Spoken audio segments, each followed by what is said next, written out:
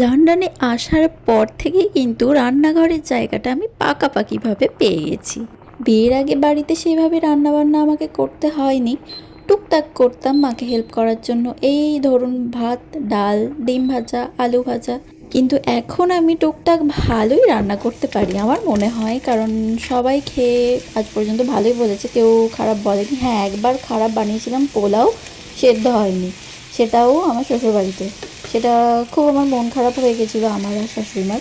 যাই হোক, hello everyone, আমি পিয়ালি, আমার নতুন একটি ব্লগে সবাইকে ওয়েলকাম। আজকে আমি বানাবো একটু পাস্তা। পাস্তাটা প্রায় সপ্তাহে একদিন করে আমাকে বানাতেই হয়, কারণ ও খেতে ভালোবাসে আর আমিও খেতে ভালোবাসি, তো সপ্তাহে একদিন করে বানানো হয়েই যায়। পাস্তা তো ওইদিকে আমি সেদ্ধ বসিয়েই দিয়েছি, তা তো আপনারা দেখলেনই। আর এইদিকে আমি রসুন, পেঁয়াজ আর সবজিগুলো একসাথে দিয়ে ভেজে নিয়েছি। এরপর আমি দেব ডিম, আর ডিমটা দিয়ে ভালো করে ভেজে তার উপর আমি পাস্তাগুলোকে দিয়ে দেবো।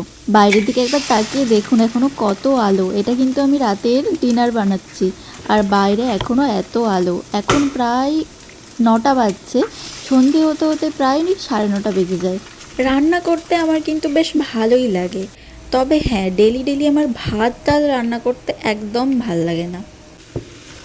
ডিম ভাজা আমার হয়ে গেছে, এরপর আমি পাস্তাগুলো দিয়ে তার উপর সসগুলো অ্যাড করব। দিয়েছি আমি টমেটো সস, চিলি সস আর একটু সয়া সস অ্যাড করেছি। এরপর আমি এটাকে হালকা করে ভেজে তারপর নামিয়ে নেব।